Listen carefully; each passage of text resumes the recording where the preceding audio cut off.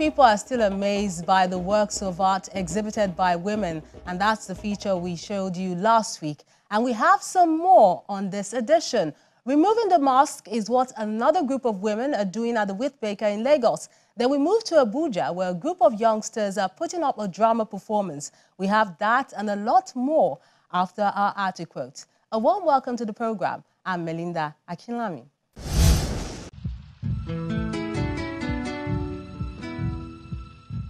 Nobody can teach me who I am. You can describe parts of me, but who I am and what I need is something I have to find out myself. The most authentic thing about us is our capacity to create, to overcome, to endure, to transform, to love, and to be greater than our suffering.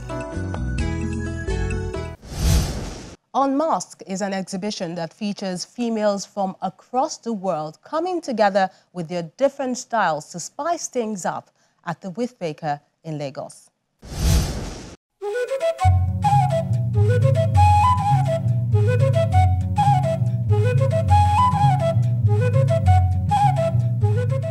There are about 7 female artists participating in this show, which is part of the Standing Out series that has gone on for many years now. But the theme for this one is Unmasked.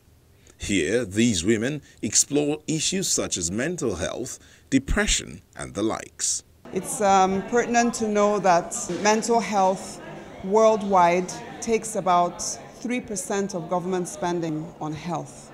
And so it's a very, very important topic that we felt really underpins the well-being of women around the world.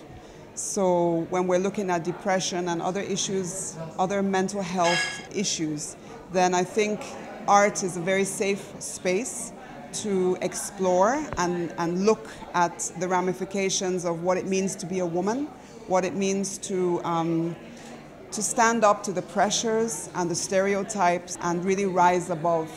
So I think a lot of the artists are doing amazing work, both as installation, as paintings, sculpture, we have ceramic. It's a very beautiful and diverse selection of artists.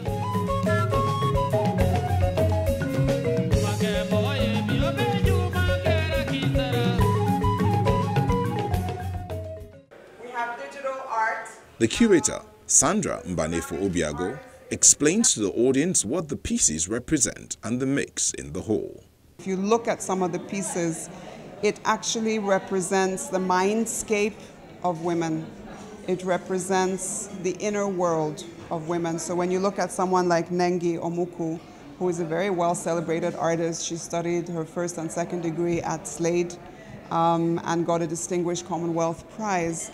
You see her work, they represent amorphous beings floating through space and having a whole world of color and texture and meaning within them.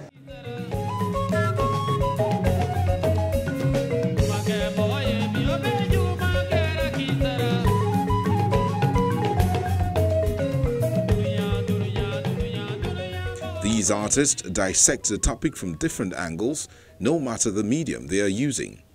For instance, this installation called Cradle of Civilization is done by Indian artist Reha Shishodia, who displays how a female can hold everything together like a thread.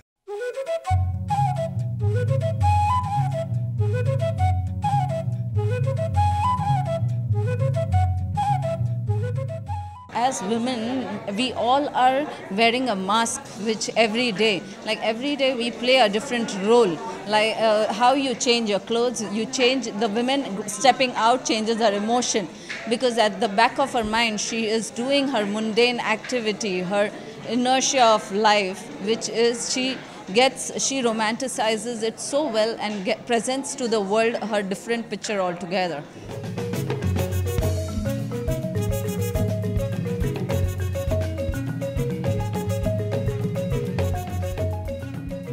While her colleagues use other mediums to show the different faces a woman wears depending on the tasks she has to perform. So much is always expected of us, and it's hard to always deal with all of that because you go through so many emotions in one day. Like the title of the work is called What Should I Wear Today?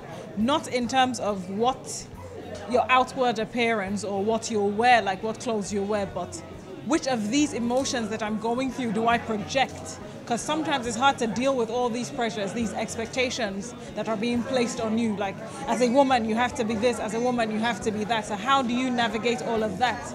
And it's also to encourage women to say that we know that there's always so much going on inside, and you have to put on a brave face most of the time to the world, because they probably don't understand, or they expect you, even if you're going through all this, to be the strong woman to hold it all together. But you don't need to do that. You can be honest about what you're feeling. Let's speak up about this, because, like I say, there's only so much pressure one bottle can take.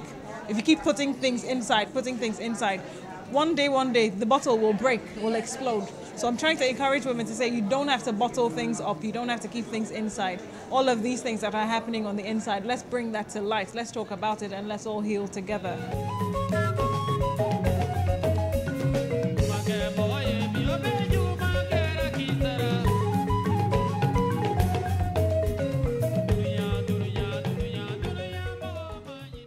I try to show how the problem of mental issue touching women can be so serious. So as you see the work, there is one like this one, this bigger one.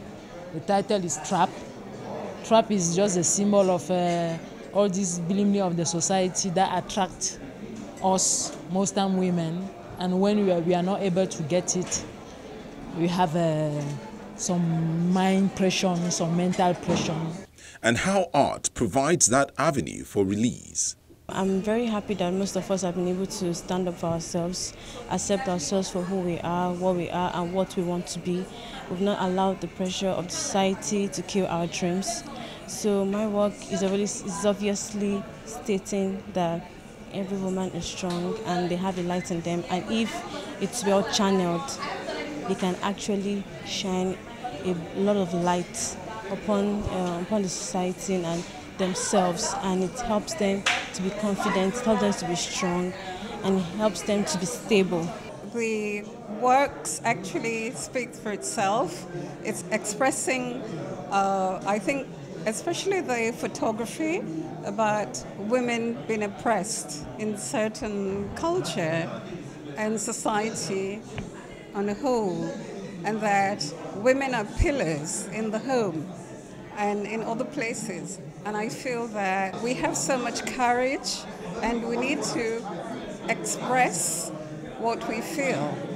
Black girl can write about eating sunflower seeds in the summertime, poems about autumn, haikus about her childhood, sonnets about apple picking. Then this performance poet spices things up with her spoken word titled, I Can Write About That Too. She can compare her lover's eyes to the bluest oceans. She can talk about how his kisses tasted like this and how his spine curved like that. She can talk about cheeks flushing and picnics in the middle of winter. She can write about all of that, but she don't want to. She want to talk about stereotypes, about malt liquor, about that hemp that be filling up the lungs real heavy, about how her white friends saw her, she's sassy, how they be rolling their necks and snapping their fingers when she come around. She want to talk about the white man that told her he could be into black girls, how he grabbed her waist too tight and touched her hair, how he said her naps were so pretty and he could bring something better to the table.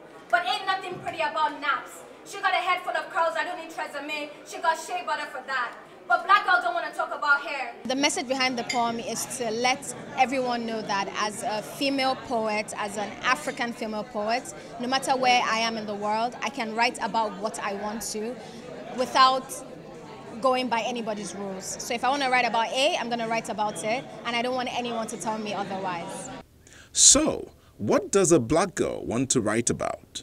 She want to talk about her auntie and how she won't stop bleaching, even though her face too yellow and her knuckles too black, even though the cancer be eating away at her skin cells, but she can't stop, because she think there ain't nothing better than being almost white, ain't nothing better than being beautiful. Black girls so tired of being told to write about something else. No more stanzas about her race, her history, her God. But what else do I got? I have so much blackness in me, if it threatened to spill out of my pores. I will not write about the civil war that wiped away my tribe, or about northern Nigeria, and the Muslim burning churches, and the Christians killing Muslims. I will not write about Trayvon or gather what's left of him to mold the boy again so his mother can smile once more. I will not write like Maya Angelou or speak like Toni Morrison or shout like Oprah. I got a blank panel full of poems growing inside of me, filling up every space, and all a black girl want to do is write. Will you let her? I want women to know that as artists, they can be free and they don't need to stay in boundaries that people have created for them, and that they can choose to explore different art forms in whatever way that they want to, as long as it brings out what they want to bring out. This event is part of the Standing Out series of the female exhibition usually organized by The Wheat Baker. It features artists from Nigeria, Cameroon, Ghana, and India.